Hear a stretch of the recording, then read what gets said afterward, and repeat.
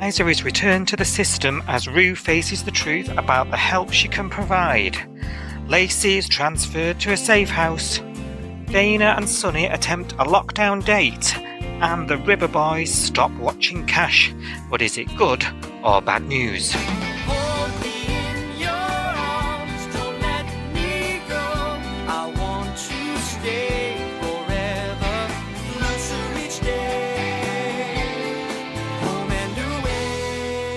Hi. Theo, how are you feeling? First good night sleep. I can speak for myself. I know everything sucks right now, but saying goodbye to her was the right decision. But it wasn't my decision, was it? Hey? Yep, sure. No, but it's for the best. Hey, it really is. You don't know the first thing about what is best for me. Take it easy. I'm an adult. That's my job. Okay, well, let's just talk when you're calmer. I'm calm. You say you can't trust me, hey? Well, I don't trust you either. Theo, I was just saying that we need to take better care of you. If this is you caring, I don't want it, all right? Wait, Theo. Get out! And do not come back! Get out! Okay. All right.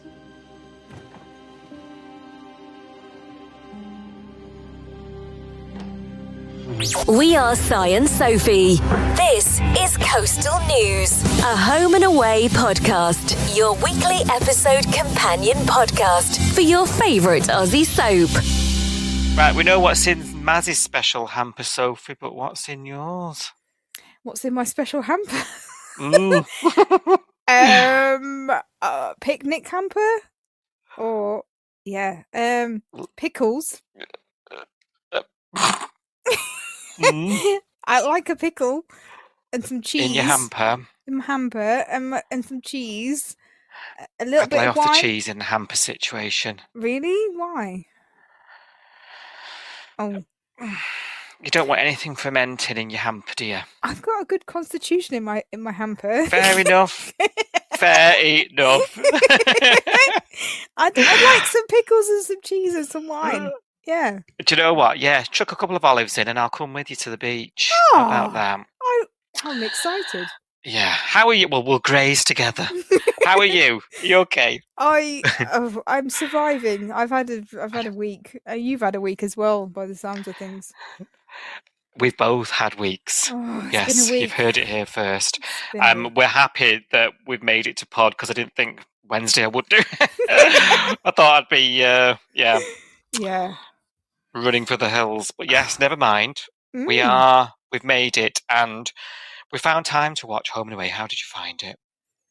It's been an interesting week for me.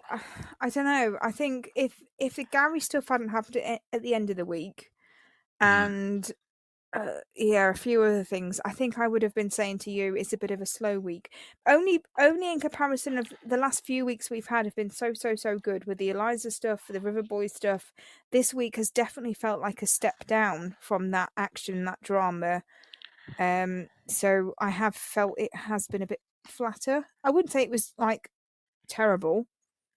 It's not the worst. Yeah, it just wasn't a high action, was it? Yeah. Towards the latter state, especially the latter of the week. I think we had good pockets, didn't we, at the hospital with Theo and that fallout. But I think we ended up with a lot of time with Kirby and a keyboard. Yeah. And Marley and his business and Cash in his ring. And I don't complain about Cash in his ring. But anyway, I have been eye-rolling. I'll put it that way. I've been eye-rolling a bit of the Marley stuff, eye-rolling a bit of the Leah stuff, eye-rolling a bit of the Kirby stuff, you know. We all actually know because the Earth was off its axis a bit with all the eye-rolling. I do have massive eyes, so apologies. I didn't mean that. I just mean like, there was so much to eye-roll at. So... yes, we'll get into it, and can't wait to hear your thoughts as always. But yes, well, there's a sea change as things have calmed down. But I think this is when the River Boys get you. So I don't think you should, don't relax too much. I don't think. I won't. Trust me, I'm still clenched. I'm dead busy at the minute. I'm so busy. So as we mentioned on last week's podcast, I've been watching Old Home and Away with Tamsin, friend of the pod. Yes. So her episode was out last weekend. She said to me she's had a great reception. If you haven't heard it yet, I sat down with her and we rewatched and discussed the 2004 episodes surrounding the Olympic cliffhanger where Noah was brutally shot on the doorstep of Leah's front door. So go and check that out. A good trip down memory lane. You've heard it, haven't you? Did you enjoy it? I enjoyed this episode. In fact, I did message Tamsin to tell her that I did enjoy it because it was a really good trip down sort of nostalgia road. I do remember these episodes. I haven't rewatched them. I haven't rewatched it since you guys have talked about it, but I already knew. And like the minute you started talking about it, I could see it in my head, and I was instantly back there. And it was nice to sort of see it, in my head again and hear what you guys think. I didn't necessarily agree with everything you guys said. Fair enough. But a lot of it was Beth.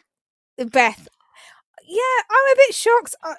Maybe this is because, back in the day, I didn't have you to talk about Home and Away with, and I didn't have anyone else to talk about Home and Away with, and it's only since then that I've managed to sort of find my community and you and have people to talk about it with. I thought I liked Beth, and you guys opened my eyes a little bit with this episode, and you were like, "This is why we don't like Beth," and I was like, "I can see it," but I didn't see it at the time, which is fascinating. So yeah, there's 30 years of this that we need to really get to grips with our where we used to be at. Yes, it's fascinating, isn't it? To Absolutely. So I really enjoyed going back. So thank you for listening. I enjoyed it as well. Really, really so if you haven't done so, go and check it out. Pop goes the Tam Tam. But I've also been in Erinsborough. I know. As well. I've been on the neighbourhood rewatch. JK kindly invited me over to watch some episodes and chat it with him. He's doing this thing where he's getting different people on weekly at the moment to help him with the episode recaps. So I watched a bit of Neighbours, I'm afraid to say. Oh no. Well, I'm not going to tell you off because I'm also quite excited. I haven't listened to this episode yet, but I will listen to it tomorrow. Part of my routine is to do this while I'm doing my boring household chores. So I will put this on. And I do enjoy the Neighbourhood Rewatch podcast, even though I'm not a avid Neighbours watcher. Yeah. I really enjoy this podcast. It's so much fun. And obviously with you on it as well, it's an added bonus. I absolutely love JK. So I'm really excited to listen to this podcast. So yay! I'm excited to do that in the morning. So don't give me any spoilers because I want to listen to it fresh. No, that's perfectly fine. Perfectly fine. So go and check it out if you want to catch me elsewhere. There's a couple of eps out there. Told you, I've just been busy. Do you know what I mean? Just non-stop here. Non-stop. But I know, but the main show, of course, is Coastal News. Shall we talk about this week's Home and Away? Go on then. Right, top of the week, Rue's meeting up with Harper, and she wants to, doesn't she, she's come to this realization, as we've learned, that, perhaps everybody around her was right, and she was wrong. She's not quite saying it, but this is Rue, after all. So she's gone to Harper to try and work out what they're going to do. Maz agrees to go home and babysit Alf, just in case Eliza tries to kill him. So Harper then, she advises that she's actually spoken to the caseworker, something that you would expect Rue to do, being the foster parent, but there we go. And it's all out of their hands, doll. They're going to take Eliza. Rue starts flapping about it. Where is she going to go? What's she going to do? What they're going to do with her? Well, it turns out they're going to institutionalize her, aren't they? Get her the help she needs. This seems to hit Rue like a bit of a ton of bricks. This, in my eyes, is exactly what is needed here, because something is seriously wrong. There's no reason with this girl. She doesn't feel, and she's causing quite a lot of harm around her and doesn't realise it. She does need help. I don't quite know what that help is, but it sounds like a step in the right direction, would you say? Definitely. And I think if they'd left this any longer, I would have been screaming at the TV. I don't know about you. I think this was really well paced. It got to the point where I was like, okay, this girl, we can't carry on any longer. we need to address the fact that she needs serious help that Rue can't give, isn't capable of giving. No foster carer would be capable of handling this. I don't think it's Rue necessarily. As much as I want to pile on Rue and say blah blah blah, blah about her, I don't think any foster carer. It's a lot in it. Yeah, Eliza is someone I haven't come across that personality, in any storyline. Yeah. I don't think. Yeah. Because I can't diagnose her. It's beyond my soap fan capability to decide what's wrong with Eliza. It does need someone professional to come in. I don't think it's necessarily Rue's failing or anything like that. I think she's done the right thing eventually by getting someone involved. We needed somebody extra to come in and assess what the situation is. So if this had been dragged on another week, I think I would have been saying to you, oh my god, we need to just get on with it now. But I think this is perfectly timed. This was the right time to call this in and say, no, we need to stop here and admit defeat almost. Yeah, I think you're spot on. I've enjoyed how it's been paced as well. I've quite liked that it's been a bit slower, and it's crescendoed really. It's built as it's gone. Yeah. Do you think we should see a bit of Eliza going through her recovery to understand more? Because I must say, I do feel a bit like we need some answers still. I still want to know how she ended up like this. I've still got questions. I guess is what I'm trying to say.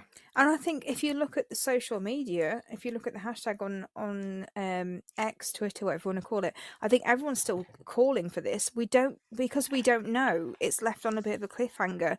Yes, we've got to this point where Eliza, we've acknowledged that she needs help. It's help that Rue can't give us. We need to go back to the social workers and say, and they didn't seem surprised either. So when Harper called this in, she said, they weren't surprised to hear this. Well, why wasn't that communicated to Rue in the first place? Why was Rue left to struggle for weeks? It's frustrating from that point of view. So I think from a viewer point of view, we do need to know, because we've invested in this character for so long.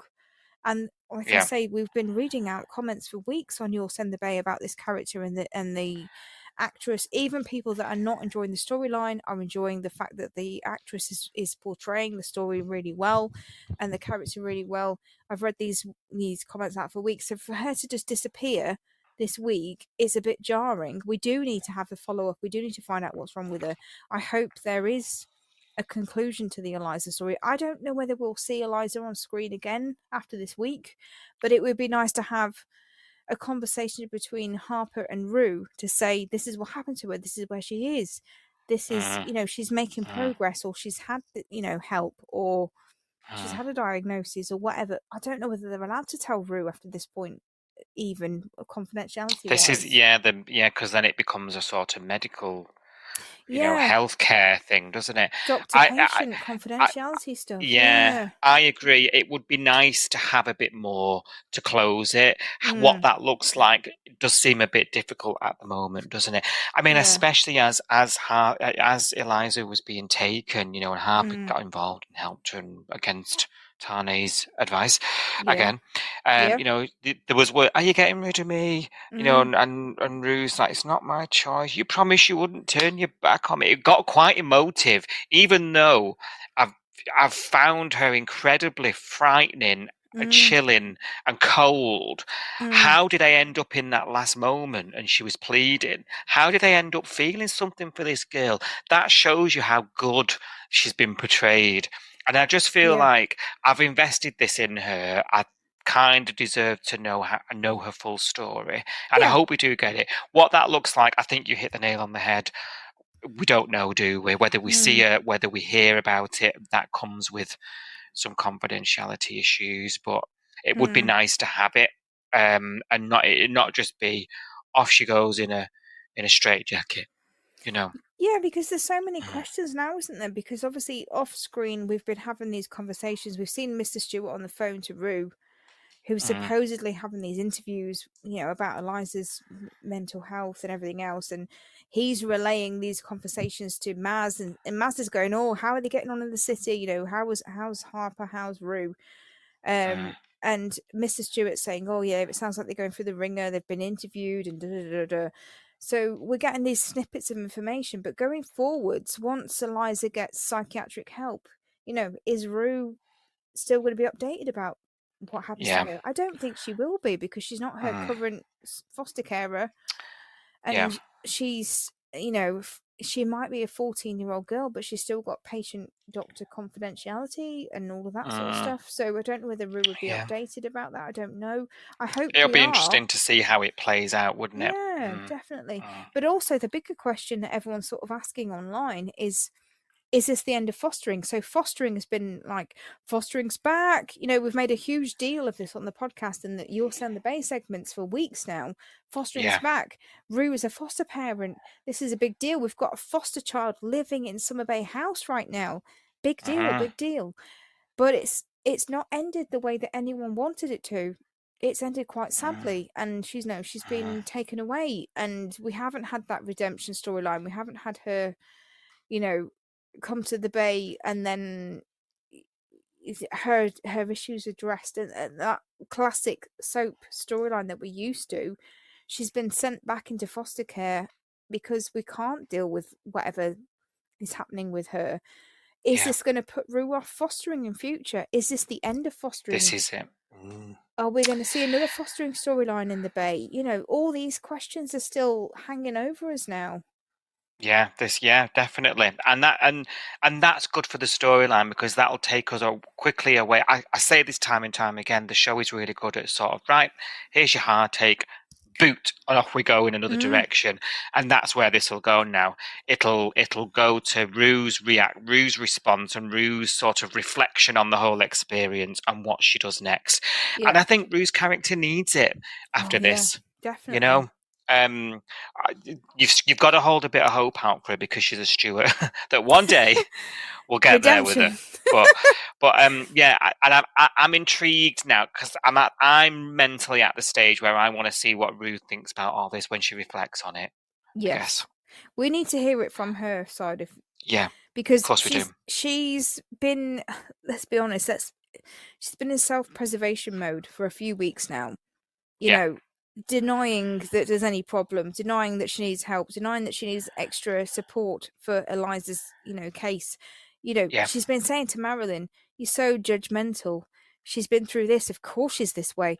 No, it's gone beyond that, Rue. It's gone beyond the point. And now she's finally seeing it. She's admitted this girl has got problems that I cannot help her with, and she needs professional care. And that's not being snide on Rue.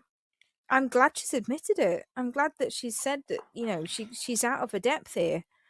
And, more power to her for saying that.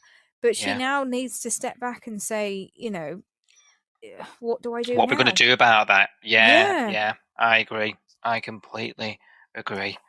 It's going to be interesting, and I'm looking forward to seeing it. Yeah. So, yeah. It wasn't how I thought this storyline would play out, and I'm kind of glad, because it's not been predictable. That's true. It's been frustrating, because it's been like, I really thought it was going to be the redemption story of Rue. I really thought this was going to be Rue in her, in her heyday. This is how we claw back, because there's been a lot of criticism of Rue online, and she needed the storyline to kind of win people over. Long-term fans needed to be won over by the storyline. I don't think they have been, but the end of the storyline has started to make people think differently about Rue. And how she goes from here onwards could potentially set Rue's character up for the next 12 months. So it's interesting. Yeah, definitely. Where's it going to go from here? Are we going to sympathise with her, or are we going to be going, oh, classic Rue, she's irritating and headstrong and doesn't want to listen, bullies Maz. It's a turning point for Rue here, and where are they going to go with it? It's interesting. Yeah, especially given the feedback about the character. Exactly, Let's see. Right, Theo is in hospital still, but he's worrying about Lacy more than anything, really, isn't he, this week? And she's not been back to see him. He's all like, is she safe? What's going on? Little does he know, Leah just told her clear off. And it turns out she's on a pull-out in YCPD. I didn't see that coming. No, me neither. Cash has just thought, sleep in my office. Of course, this is because he has River Boys on his tail, doesn't he? Quite blatantly, because they know since Gage's arrest, she's gone AWOL, and they're after her. She's spoken to the Popo, and they want her guts, don't they? Served for dinner. So he's got to keep her there, because if they see her coming and going, they're going to know where her whereabouts is. And a safe house can't just be manifested, you know. Especially because she left the last one. So he got her a safe house initially, and she just left it in the middle of the night and went back and sat on his lap. Yeah. And they were like, well, if you don't need a safe house, we don't need to do that anymore, doll. Well, straight into the hospital. Yeah. Blimey. Now, Levi gets called into the hospital because Theo's refusing physio because of the whole turmoil, right? How he thinks that'll get him closer to Lacy, you tell me. And he lays it on. Do you know what? I like Levi when he lays it on. Do you know? I know, and he makes him do it, doesn't he? Yeah. Which I thought was good. It gets him, gets him going, gets him doing his physio, getting him closer to getting discharged. Now, Leah eventually has to admit that she told Lacy to rack off, sling her hook. And he reacts, as you'd imagine. He explodes, doesn't he? He says he needs to know that she's safe. Justin ends up going to Cash to try and get some information. He's like, hello, have you seen the guys parked outside? Like, nobody can know about this. And of course, at that moment, she says, what? And comes out from the shadows of the police station. And Justin, in Justin's way, doesn't stick to his word, goes straight to the hospital and tells them that she's there. So there ends up being a bit of a meeting, and I'm watching this thinking, oh my God, it's one of these worst kept secrets. Typical soap trope, isn't it? Where the secret needs to be kept for everyone's safety, but no one can blooming well keep it. And then you're starting to wonder if there's any peril at all, really. Quick question about these River Boys. So they're intimidating Cash, aren't they? They're sort of, glaring him down. They're waving at each other as they're driving past. They're following his every move. They're even following him on foot into Salt and things like that. I did laugh at that. It's a bit overt, isn't it? Wouldn't you think there'd be a little bit more, park around the corner and see if they spot, try and stay out of his radar a bit? I don't know. I mean, it was laughable, the fact that they followed him as Assault, and he was like having to do that scene with Eden, where he was like, he was like gesturing to her, wasn't he? Like, don't react. Like, I'm here just to pick up food, not to be your fiance. And it was kind of. I mean, I enjoyed the scene because it was kind of funny. The fact that she kept sort of putting her hand over her mouth and saying, "I miss you," so they couldn't lip read saying it. I did find this kind of funny, so I don't mind these scenes, even though they were a bit far fetched. It was quite funny. I guess, I don't know. It's just it's that soap thing, isn't it? It has to be a little bit over the top, a little bit dramatic. Yeah. I didn't. I was just. And I get that. We know, as the audience, we know the River Boys by now, and we know what we're going to get, don't we? Let's face it. Yeah. I was just sitting there thinking, from an intimidation perspective, I 100% get this, but actually, they need something from Cash. They need Lacy. Yes. And Cash knows they're sitting and watching his every move. He's not going to hand her over. He's not stupid, is he? So, but I think they are. I think that's the point. You know what I mean? They're not supposed to be as smart as him, and I guess it was kind of scary when Cash got home that night and he got out the car in his uniform and he went to go in the house to get changed. He was off shift, and he just got the text saying safe house agreed, Lacy's there, she's been secured, because he was supposed to be the decoy, wasn't he? He said to her while she was moved, the safe house has been agreed, I'm going to go home now because they're following me, so they're going to follow me home. When we think they've left the station, they're following me, you can leave here safely and go to the safe house, because nobody's going to be following that, because they think that I'm going to lead them to you and I'm the decoy. So the fact that he got home that night and he got the text message saying she's at the safe house, and then within minutes of him getting out of his vehicle, they disappeared. And it was like, do they are they not just tracking him, but are they watching his phone records? Are they? Is there a plan B? Do they know that they? Has she been? But then there was also at the same time that this was happening, Theo was also submitting his statement to his solicitor, and that was being submitted to the court. So it was like that unknown, wasn't it? Did they stop tailing Cash because they knew that Lacy had made it to the safe house, and he just got that text saying she made it to the safe house and that's okay? Or did they just get the text saying, okay, Theo's finally gone on record and, implicated Gage as the instigator of this whole thing? Yeah. So are they going to the hospital to attack Theo?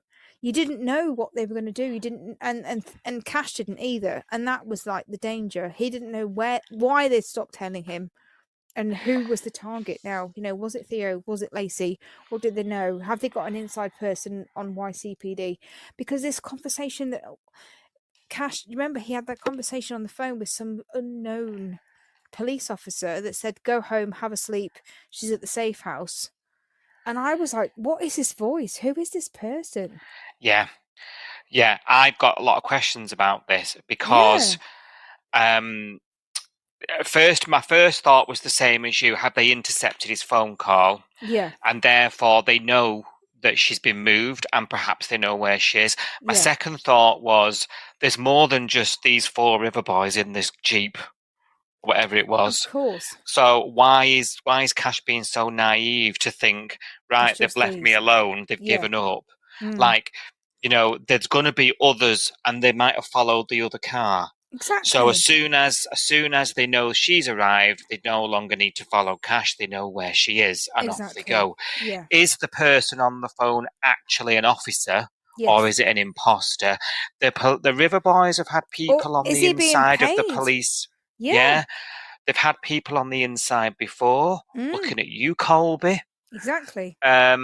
So there's a lot of spinning plates here. And I think Cash is missing the smoking gun. Yes. He's walked into this blind, and I think he's underestimated for the first time. He's underestimated what they're willing to do to go that. I would not be shocked now. I'll go out on a limb and say there's somebody in the station that is leaking the information. I'd agree. Yeah, especially because the rest of the week he's taken his eye off the ball. As soon as Lacy's got to the safe house, as soon as Remy's confirmed that he's got a plan for Theo, Theo's going to move into Bree's house. Sonny's going to join him. There's going to be this entourage that's looking after them and whatever. Yeah, the private security and all that's been hired. Yeah, and then as soon as this has happened, Cash has gone, right, I'm going to go away for the rest of the week. Jeans and flannel. Jeans and flannel's on. But this has frustrated me a little bit, I'll be honest, Si, because, the beginning of the week was I can't even talk to Eden in public. I'm going to walk into Salt and I'm going to collect my order, but I'm going to talk to her and I'm going to gesture to her that she has to pretend she doesn't even know me, never mind be my engaged to be engaged fiance. Pre-engaged to be engaged fiance, and she has to put her hand over her mouth to reply to him and say I miss you, so that they can't lip read her saying this to him because he doesn't want to put her in any danger. But within minutes of them, saying okay, Lacy's at the safe house, he's gone, let's go away. Let's go on a holiday. Let's do this. Let's be seen in public together. They went out to Salt that night and got drunk together. Yeah. She said, let's go and have a drink in Salt. 2 days ago, she was on shift in Salt and he couldn't even talk to her in uniform. Now they're kissing in the middle of Salt. And and the only thing that's changed is they're not following him. Yes. I don't know. Complacency. It 100% better the devil you know. It's wound me up.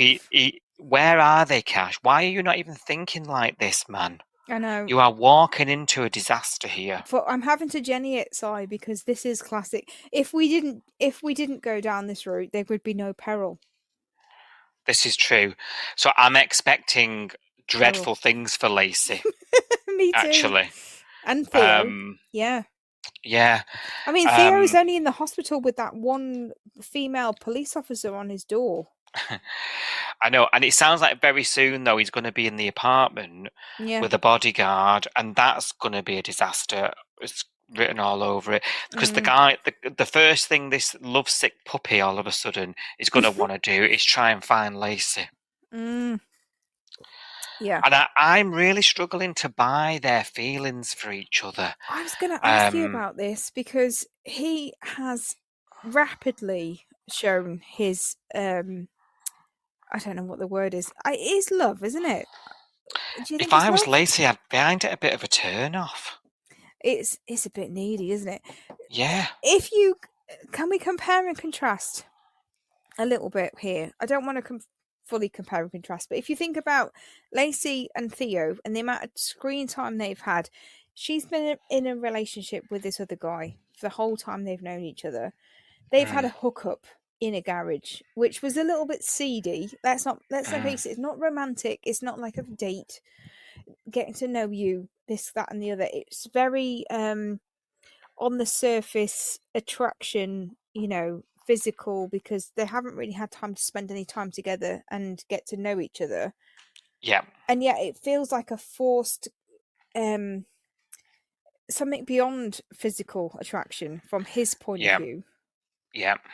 And yet when you think about Sonny and Dana, on the other hand, their slower burn has felt more chemistry for me. I don't know. Maybe I'm putting... No, you're not. No, I completely agree. And I've seen comments of similar effect online, actually. I feel like it feels way more natural between Dana and Sonny. And we always fall into this trope as home and away viewers of comparing couples because there's a lot of coupling up. Yes. But you do it, don't you? And Dana and Sonny, not even a couple, but like there's something, and it's been bubbling under the surface, and there's been a little flirty mark and a look here and a look there. Yeah. I mean, there's this sort of lockdown date at Travel Dodge, isn't there, this week? Yeah. That is very sort of on the edge of Hornbag, like. And he pours water on it because Remy's had a bit of a to do, but I don't. That feels passionate and it feels chemical. When we've and they haven't slept together yet. They haven't slept together, no.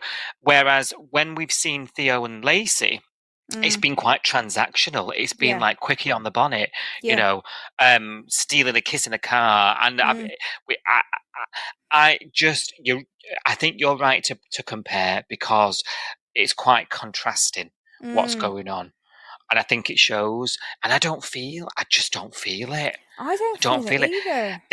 They've had a couple of bangs over like 5, 6, 7 episodes, and we may have seen it twice, maybe. Yeah. And when you look at Dana and Sonny, for example, who haven't even crossed that line, they're just establishing what it is between them. It's way more interesting. It is. It's more like a soul connection between Dana and Sonny, because they're taking the time to get to know each other, spend time together, ask the questions, feel the feelings. They look at each other with this kind of, I think I want to kiss you kind of thing. Whereas Theo and Lacy, they've already done it. And there's nothing there between them other than sexual attraction.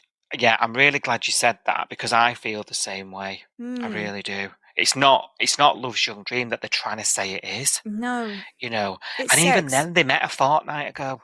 Yeah. Am I supposed to believe that you can't be without each other and this is supposed to be like a Romeo and Juliet, sacrifice your gang and But is it because of the danger? Is it because ultimately Lacy is in a toxic relationship where her boyfriend is a horrible person who, I'll be honest, if he's willing to flatten Theo with a car, God knows what it's been to Lacy. You know what I mean? Like, especially when it's her that's put him in there. Exactly. Yeah. there is a kind of tragic potential storyline for Lacy there, isn't there? I don't see it yet because he hasn't laid a finger on her that we've seen. Yeah. But there's the potential for it. I think that's what this is trying to rely on, and I don't think it's strong enough. I think the Sonny Dana thing is actually more compelling because they haven't done it yet, and there's this chemistry and the way they look at each other and the way I don't feel it between Lacy and Theo. I don't feel the looks. I feel like he's looking at her genuinely. I think he looks at her and thinks she's my future. I don't understand it, but I feel like he believes it. But I don't think she does. I think she looks at him and goes, you know, there's so much complexity to this because Gage is dangerous. So she can't let herself feel anything for Theo because, the potential of Gage being, completely and utterly enraged by the idea of it. And also, I don't think she really feels for him. I think that this sounds really bad, but like it's almost like she wants to be rescued from this relationship. And Theo's the kind of person to come along and say, you need an out from this relationship and I can help you. And she wants that out. I don't feel like she's looking at him thinking, this is my soulmate. It feels very Brie and Remy to me. Just a bit, yeah. And look how that turned out. Fizzled, yeah. So I get you. It's sad, isn't it? Well, it's just not in the lines, is it? No, I agree. I did think though, with Sonny and Dana were in the motel room getting to know each other. I thought he's going to ask her what favourite colour is, and I'm going to die. I'm gonna die if he does. It is the same room that Mac and Levi were having their affair in, isn't it? It's the exact same set. Yeah. You remember when Abby was in the bathroom, like having a whitey, and Mac was there being all sexy with Levi, and he was like, "Yeah, it's the pipes making a noise." It's only a year ago. Yeah. Like it was yesterday. Yeah. Like it was yesterday. So I guess from what we're saying as well, I guess we're sort of on Leah's side, would you say? Because there's a fallout as a result of this. It's devastating. Because Leah is like sticking up for him. He's done a stupid thing, made another stupid choice. She's said to her, "Look, stay away from my nephew. You're no good for him. This is the river boy," she says. They're back, and they're gonna get to my poor Theo. And it's driven a bit of a wedge between her and Justin, whom, by the way, promised to not tell lies after his mountain khaki gate. But never mind. They both did. They both promised to be upfront with their feelings, and yeah.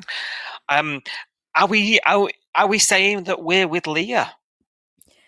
Oh God, that's painful, isn't it? Because I don't want to be on Leah's side, but she has got a point. I mean, in a way, I don't want to fully agree with Leah because Justin's got a point as well. Theo is a man. Theo is a grown adult man. He's got a mind of his own.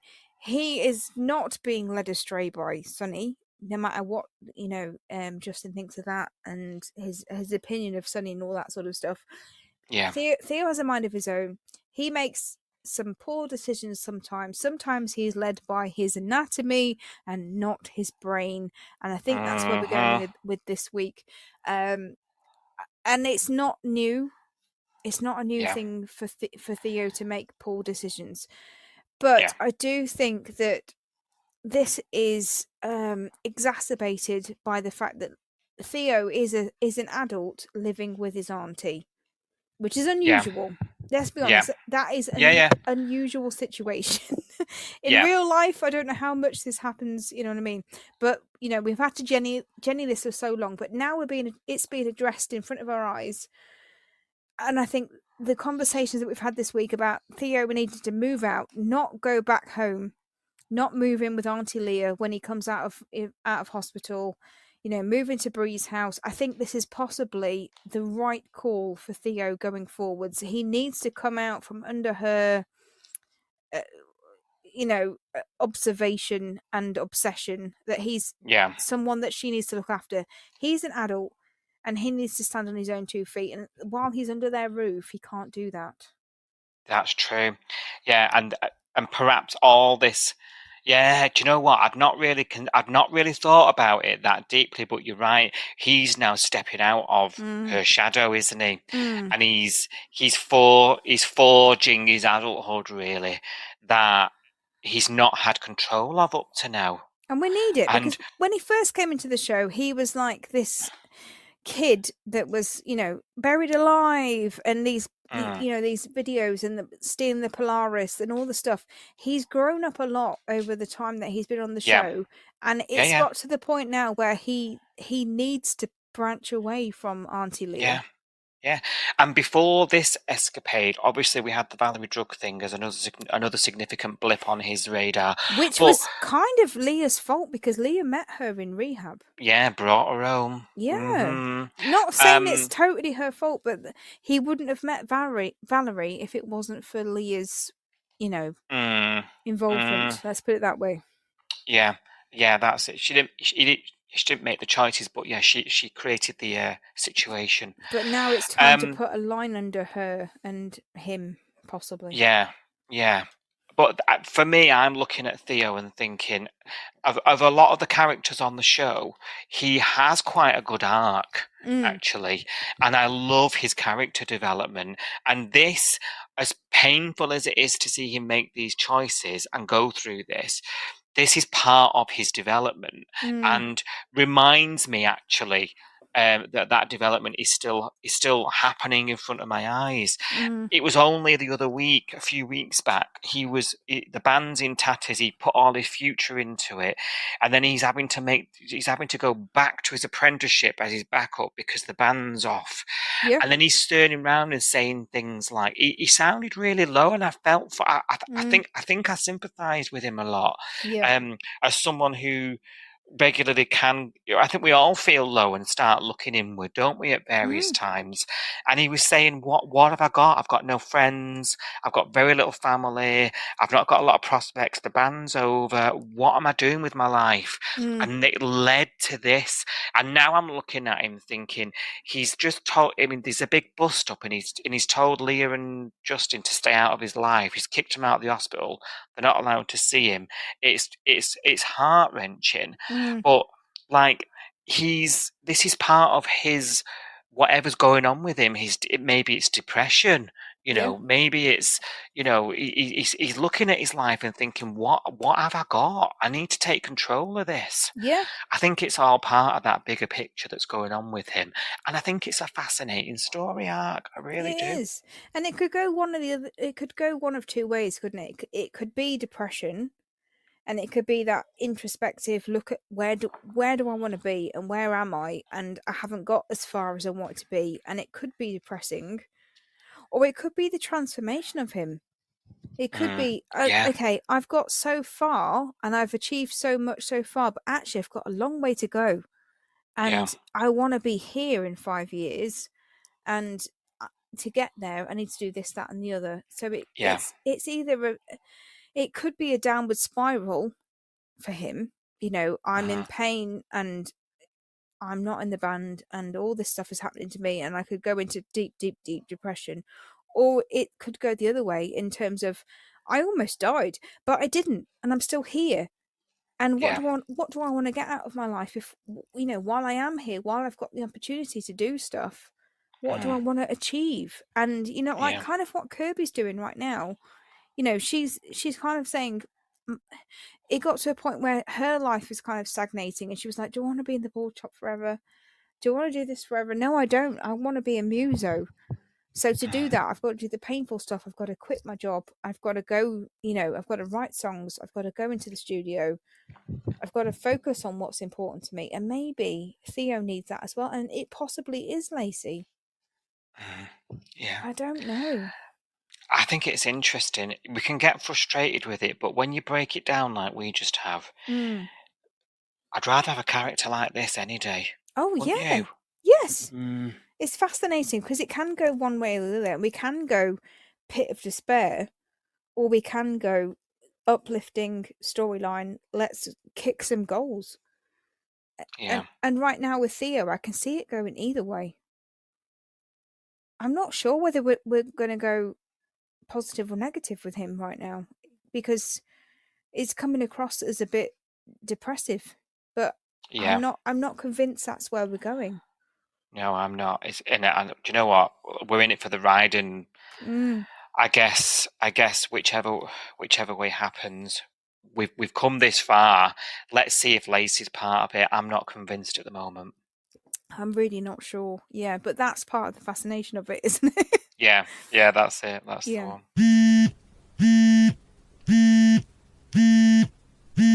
Right, so you ready? Oh, am I ready for what? Are you ready for your say on the email? My say on the email. I'm switching it up this week, girl. Unfortunately, we have some what should I say? Recording schedule clashes with our current programming. We've got a lot on, love. Yeah. We're super busy right now, so forgive us out there in cyberspace. But it's worth it, because what we've got on is content for here. That's true. Yeah, that's true. Usually I would be digging through social medias. I'd be reading comments out, reaction for people who have watched the show this week, Home and Away in the UK, hashtag, Home and Away UK. This week we've been super busy recording, I should say, content for our anniversary, which is imminent. Imminente. And stay tuned, because we're gonna start to announce what we're doing for the anniversary soon. And your shovel that you dig with is in for buffering. Being buffered. That's true. That is true. Definitely. It's all very current right now. So I do have to make some, apologies that I haven't had time to dig through social media. We have had to record in advance for this week because we've got other plates spinning. But a quick reminder, because we are on social media, so search for us with Coastal News Podcast at Coastal News Pod, Facebook, Instagram, Threads, YouTube, Twitter, Blue Sky. Is there anywhere else? I can't think. We're all over YouTube. All over the place. I think we've covered it. We also do a tweet along while we watch the show. So 6:30 till 7 p.m. Monday to Friday. We talk about the show live as we're watching it on X or Twitter, whatever you want to call it. We've got a whole group of people that jump on the hashtag HomeAwayUK while the episodes are airing. We talk about what's happening on the show. If you want to join in, please do. If you can't join in because of timing issue or whatever, we've also got an email address, which is coastalnewspod@gmail.com, and we love an email, don't we, Si? Love an email. Love an email. In fact, this week's Your Sound the Bay is all email based because of timing. Apologies. Brianna, I think Brianna's emailed us before. Hello, Brianna. Yeah. Hi, Brianna. I don't know. One N. I don't know how to pronounce it. You have to tell us, Brianna. An email says, "Hello, lovelies," which I love. Hello. That's very cute. Ooh. Absolutely loving your podcast. You're both so funny. Are we? Are we funny? I guess, yeah, we might be. Depends whether they're laughing to each other. At us or with us. I don't know. Yeah. I'm not sure. But Brianna has a question for us. Where would you like to see the show happen, and where would you like to see it go in the next 6 months of Home and Away? Oh, blimey. That's an interesting question, isn't it? In the next 6 months, which would be to the end of the year, basically, season finale, where do you see the show happening? Where would you like to see? I'm ill prepared. Maybe it is my say on the email. It is your say on the email. Wow. So next this month, where do I want to see the show go? Right. Okay. Let's start thinking out loud. Go for it. So I think I would like to see Rue's sort of foray into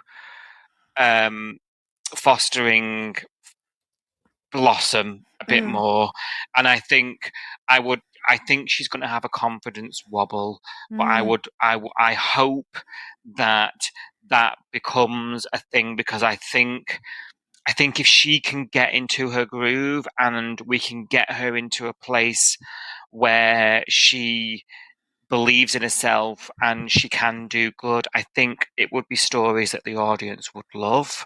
And I think she would suit that, let's call it the Pippa role. I think she could suit it really well if she's written right. So I'd love to see that. I'm really nervous, Brianna, about Irene. And to the point where it consumes me a little bit. And so from a selfish point of view, I am, I'm looking at the next 6 months like with a bit of anxiety, to be honest. I want the show to really champion Dana. I think it's supposed to be the year of Dana. We're seeing her come out of that relationship with Xander. She seems to be forging some sort of kinship with Sonny, who we now know is a permanent character. So that could be something really exciting. I'd also like another sort of community story. I always ask for them, but something that brings everyone together, some sort of gala.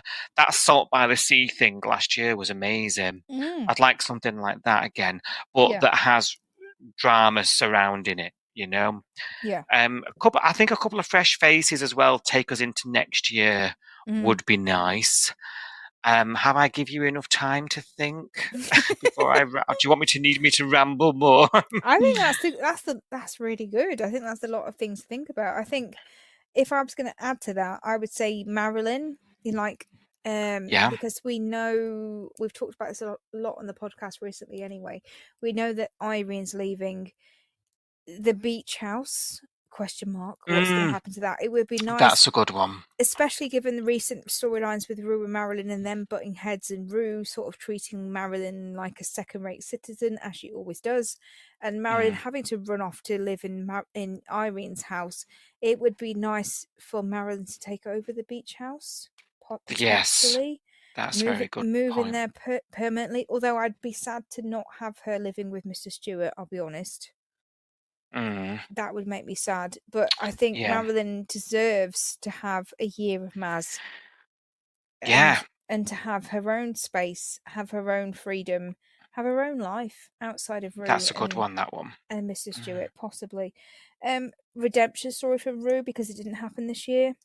I thought the Eliza story was going to be more of a story about Rue, and it wasn't. It was Rue continuing to be stubborn and mean and horrible to Marilyn and other people, and it wasn't the storyline that I thought we were going to get with her. So potentially Rue to be humbled by her experience with Eliza and start that trajectory to being a more rounded character that we could empathize with, and less Rue, Rue as we call her.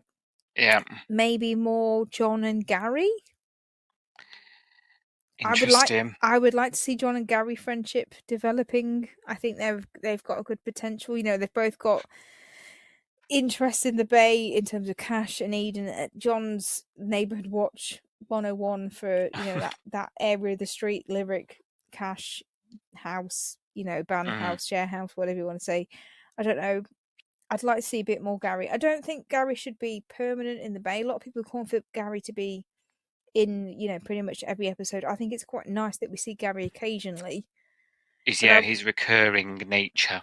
I quite like that, but I would like to see a more close relationship between Gary and JP. I think that would be quite nice, especially because of interesting. The street dynamic that JP lives on the same street as Cash and opposite Eden's house and all that sort of stuff would be interesting. And when he was last in town helping with Cash's grief, there were some great scenes between Gary and John. Yes. But it left you wanting more because it was only a couple of scenes. Exactly. Yeah.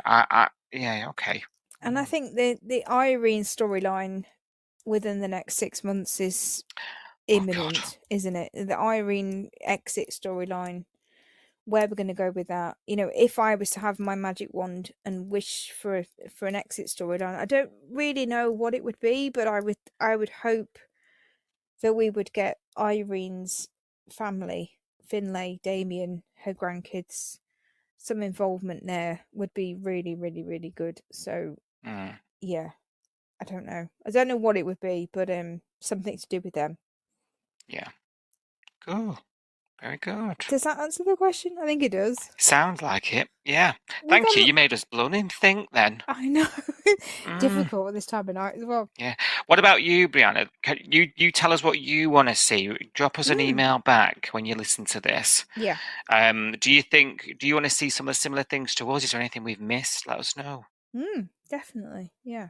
Let us know what you think. And anyone else that's listening to the podcast right now, disagree, agree, whatever.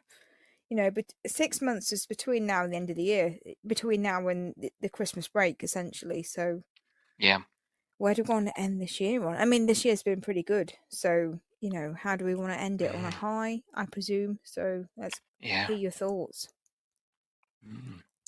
And we had another email this week from Emma, as usual. Hello, Emma. Emma's a regular on You'll Say on the Bay.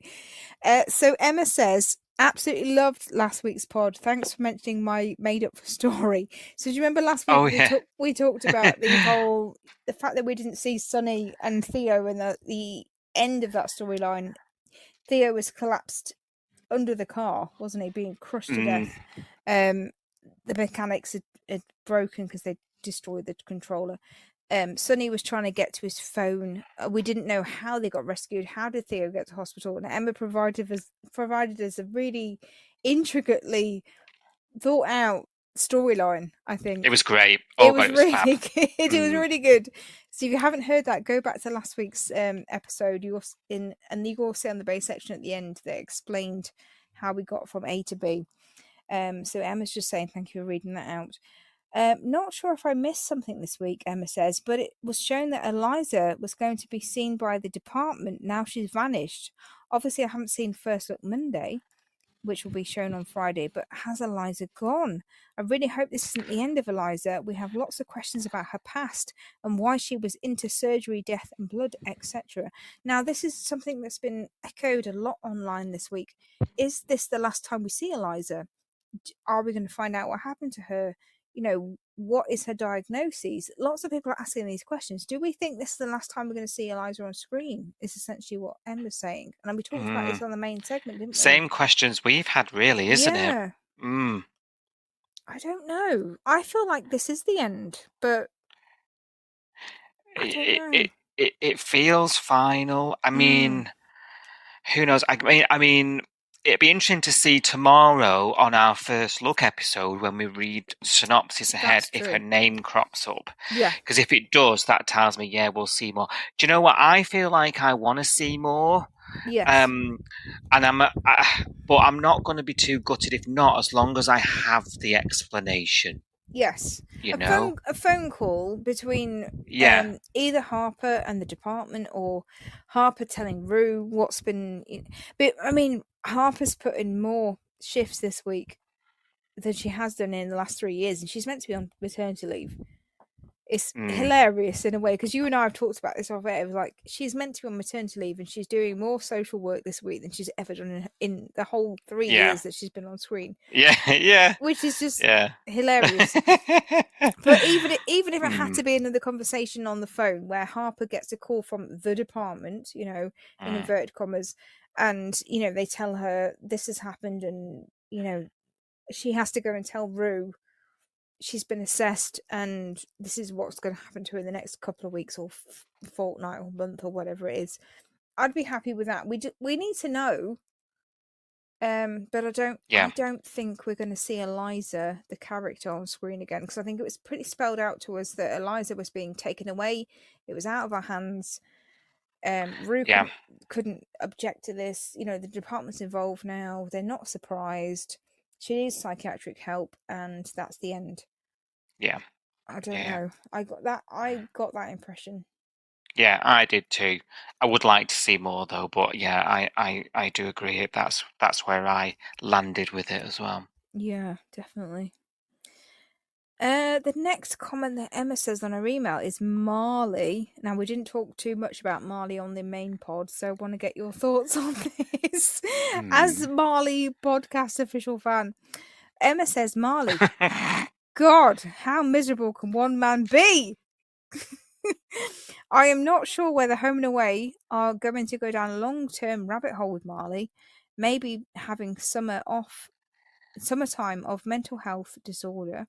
He is so moody. I really like Abigail's character, but they aren't suited as a couple, and that's my view on Abigail and Marley.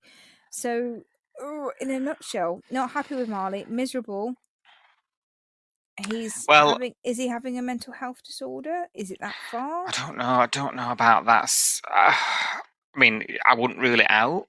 I feel like he's got a lot to be moody about right now. You know, his business is struggling to tread water.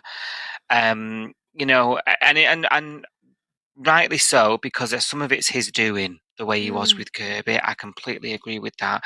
But he's got this stress of I mean, this is owning your own business, right? This is going to happen from time to time, and you've got to put the work in. And I think he's got a lot to be stressed about. I do agree with him and Abs don't feel like Endgame. All they do is bicker. They have the same argument over and over and over again. And I'm already feeling worn out by it. I can only imagine how Marley himself would feel. But they are you know, that whole "can I help you? No, leave me alone." It's just the same thing. It's so repetitive. So I also don't feel like the relationship has any longevity in it either. No. I will say. It's a shame, isn't it? Because I actually really like Abs's character. I think she's really worked. I think she's very Home and Away. I think she fits. She's got the backstory of, you know, the drugs and the pimpage. Well, yeah, the almost pimpage and turning a life around. And I think she is a good character. I think she's multi-layered. I think she's an onion. Whereas Marley, I feel like I find him frustrating because he's just so difficult to like, because he is whingy and to me personally, I find him difficult to warm to. Yeah, I don't know. I liked him in the beginning. I liked him when he first joined. I thought he was more positive when he first took over the board shop. I quite liked him. The Dean replacement, the big brother. I love him and Alf. Yeah, him and Alf. Those scenes are good because they're very similar, aren't they? Really, but then he's not Alf. He's a completely but on different paper character. they're not. Yeah. He's got a far more complex character history. You know, being the first indigenous I can't say that word. Indigenous, is that the word? Yeah. Character in Home and Away. He's got a lot to live up to from that point of view, you know, and there is that kind of history and that kind of tension and everything else, and the seriousness of that carries that character in that storyline. But I feel like that's not him. And the character that he portrays on screen is actually this kind of like annoying, bitter, chip on the shoulder, not in relation to his history and who he is, but just generally, like he's stubborn. He won't accept help. He's mean to his girlfriend. He's mean to his employees. He's mean to his potential employees. Like Kirby was trying to, when she found out this week, he lied to her. Oh, we've got loads of candidates for this application. We're not got a problem. You leaving the shop is not a problem. And he did that for a nice reason. He did that to make her not feel guilty, and I thought that was really sweet. But she found out pretty quickly that was a lie. But he didn't accept help from her. She was like, "Oh my God, I've left you in the lurch, and I feel really bad. I'm going to start asking people on the beach. You're a surfer. Do you want to work in the surf shop? This should be someone's dream. A surfer, to be paid to give surf lessons, to be paid to work in the board shop. That's a dream. Yeah. You know, when that's your hobby and that's your passion, and she's trying to find like-minded people on the beach. You're a surfer. Do you want, you know, there's a job going in the surf shop, trying to convince somebody to work for him, and then he just treats them like absolute dirt on his shoe. That's where I start to lose empathy with him as a character. Oh dear. Yeah.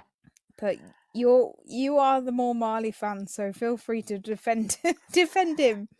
I mean, some things are indefensible, and I do agree with you on some of your points, you know.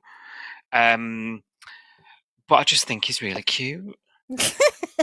And, you know, I can't can deny forgive. you that. I can't deny it because I have in the past said to you several times on the podcast, I can't deny and I can't back up and I can't defend this person, but I think he's hot.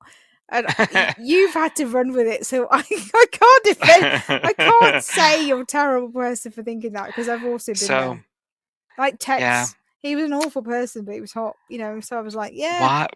Why did he did like 3 episodes, and me and you were talking about him 3 years later? I don't know what it is. So Gage, I think Gage is going to be the same. Yeah, like Gage is an awful, awful person, but there's something about him that's a little bit, yeah.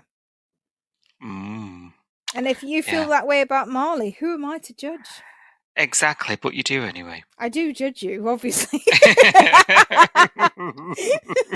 But I can't, you know, I have to step back and say, fine. This is how I feel. I've been there, doll, and I get it. Emma also says that she's very excited for the Dana and Sonny storyline. I think they should make a good couple, and I do think the actress who plays Dana, Ali Harris, is brilliant and portrays it really well. And as the Dana fan club president, I'm going to throw this over to you to either confirm unanimous, or deny. Emma. Yeah. I'll send your membership card in the post. Yeah. Yes, welcome to the club. We love everything about Dana. She's a breath of fresh air. We've said it before. We'll say it again. Yeah. She's great. She's amazing. And I think she does really well with bringing a character like Dana to life, does Ali Harris. Yeah. And with her quirkiness. And I feel like she puts a bit of Ali in her. And I like that. And it feels really genuine. And I think we are blessed that she's been casted on our favourite show. Definitely. I think there's a difference between getting a script and acting the script and then acting it in a way that makes you feel something for that character. And I think she's really good at taking a line off the page and really making it something to stand out. Yeah. I think good. Ali's just really natural at that, and I don't know how she does it, but it's just there's a few people on this show that take a line on the script that could be really flat and boring and then make it exciting, and like the way they infer the tone, you know what I mean? Like the whole Eden thing, engaged to be engaged, like her storyline between her and Kirby this week, that could have been really boring, but because they kind of went, "Oh, engaged to be," it made me laugh. You know what I mean? Like, oh yes, I forgot you're engaged to be engaged. Yeah, la-di-da. And that kind of like banter between friends, you know, that's how you and I, you know, if I was saying to you, "Oh, I'm engaged but not really engaged," you'd be like, "Oh yes, you're engaged to be engaged." Blah, blah, blah. Yeah. You know what I mean? And it's the inference, it's the tone. Yeah, it's how people talk, isn't it? Yeah. And sometimes when you watch telly, the characters don't talk like real people. No, they don't. And it's that's missing. And I think Dana's really good at that. She's really good at portraying the tone of a line and making it funny, or making it sad, or whatever how you're supposed to feel about that line. And she's not just reading it off a script; she's reading it as Dana would read it. And I think that's really important, and it makes it compelling. Definitely. Yeah, I do.